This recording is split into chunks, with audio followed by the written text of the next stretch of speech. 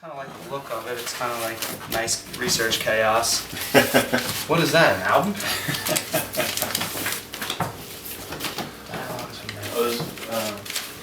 A young romance hanging off over here too. No way! I heard about this. I haven't even heard it yet. I think that was recorded in the early 60s. So back then, I think the article he did in Redbook was like with Alfred Hitchcock. Yes. Where they were talking movie violence. So I assume that's going to be the topic, but you never know when it Still, comes I'm back sure to the there'll be some comics. crossover. Plus, it's just another sample I have of his voice.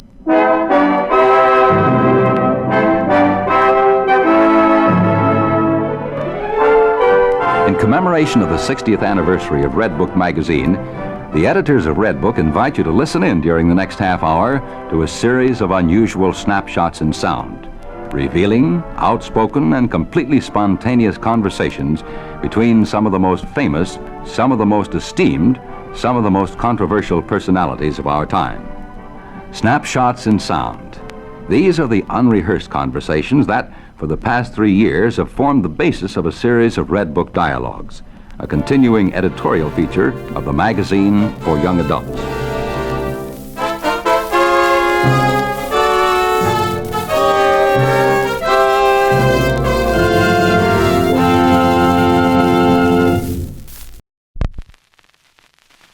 Good conversation does not necessarily mean that the parties involved must agree with each other.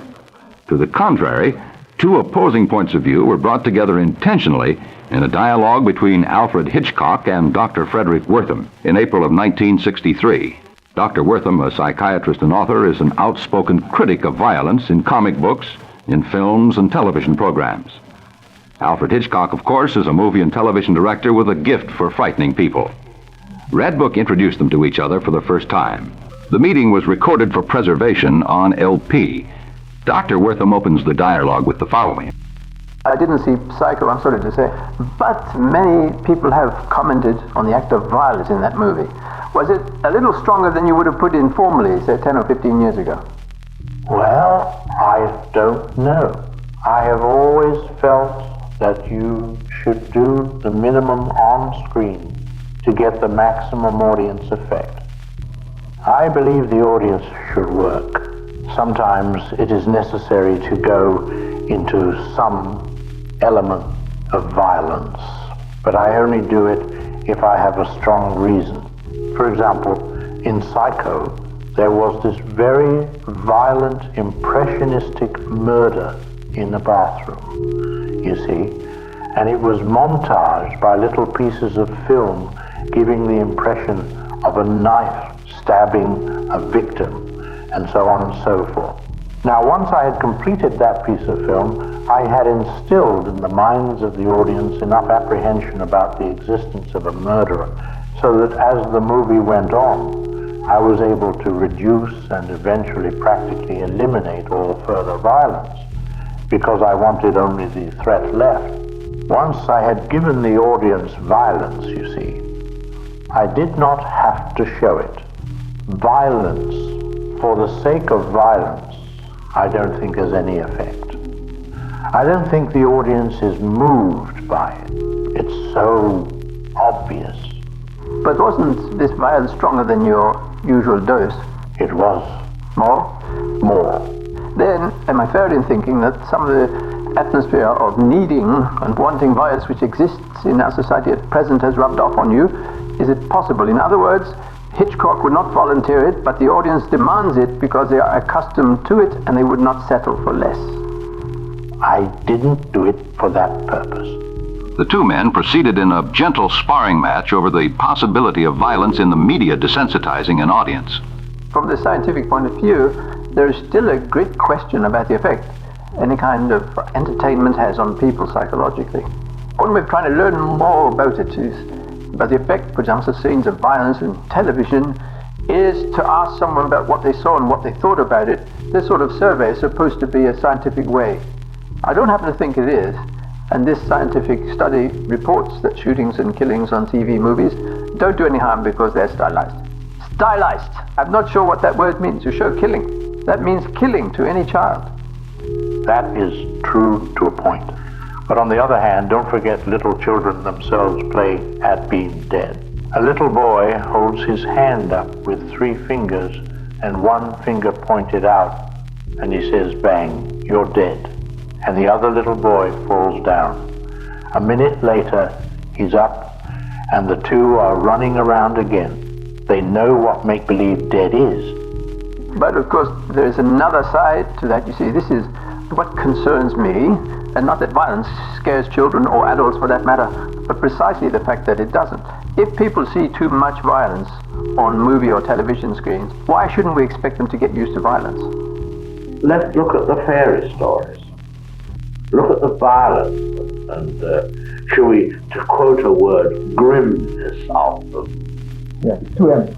With 2 M's. Red Riding Hood. What big teeth you have, Grandma. All the better to eat you with, my dear. Now these stories are read out to little tots, and they grow up on them. Hansel and Gretel, you know, the old woman is pushed into the oven. Think how early this starts.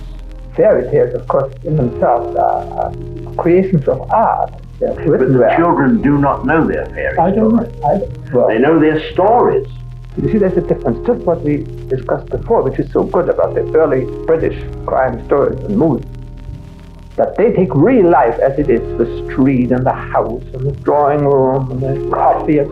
Now, that's totally different from a fairy tale. I mean, who has a grandmother who's eaten by a wolf? That doesn't mean anything to a boy on the streets of Los Angeles or New York. That's a totally different thing. But if he sees a gangster on the street who shoots someone over a car, right then and there, that is much more close. Well, I'm only going back to the fairy story to show that this thing is part of a child's education. And they get educated to some kind of, shall we call it, awfulness that they don't really believe in. It isn't a question allowed, you see, that violence scares them. The great difficulty about too much violence in these media is that it makes people get used to violence. I can give you an example of just the opposite as to why people shouldn't tell children fairy stories or shouldn't scare them. Somebody asked me, when did you first learn about creating fear in people? I said, I learned it when I was 6 months old. I was in my mother's arms, and she went boom and scared me and gave me hiccups. And then I giggled, and she was so pleased. Now what makes the mother take a little child and go boom, and the child gets hiccups? This is the beginning of parental irresponsibility. Wertham leaps at the opportunity to discuss responsibility. May I take up the subject of parental responsibility in perhaps a more serious way? I am certain that we must make an absolute distinction between children and adults. It doesn't do any harm for a 40-year-old man to watch anything. His life is crystallized. But what a child watches must affect him, and particularly violence. Well, naturally, it boils down to parents and their control over their children. I don't believe every child is corrupted. Of course, corrupted isn't the word for it, is it? I believe that all children, including those from the best families and with the best education, can be influenced in the areas of sex, of violence, of dishonesty, of prejudice. But I don't think parents can just sit around waiting for things to happen by themselves. Not too long ago, as you may know, I was involved in protesting the horror comic books that were flooding the country. What you may not know is that many parents in many communities joined the protest and did what they could to prevent these things from coming into their children's hands. I think today parents have a new level of responsibility. All the answers are unavailable as to how society can protect children, and parents can't afford to wait. They have to, at the very least, let their children know how they themselves feel about violence, and they have to express their criticism. Violence, guns, killings, they're all around us. And you know, Mr. Hitchcock, this affects your audience. All this exposure to violence desensitizes them. They want stronger and stronger stuff. So, what will you do to protect your children? To teach your children what harm awaits them on the screen, on the page, in the world. Good evening. One of history's worst mass murders occurred here in Austin today. By official count tonight, 49 persons were hit by gunfire. There are 16 dead and 33 injured. It started last night when a man reportedly killed his wife and his mother. That same man apparently rounded up an arsenal and supplies this morning and then went to the observation deck of the University of Texas Tower. It was then that terror rained down from the tower. Charles Ward was there and described the shooting.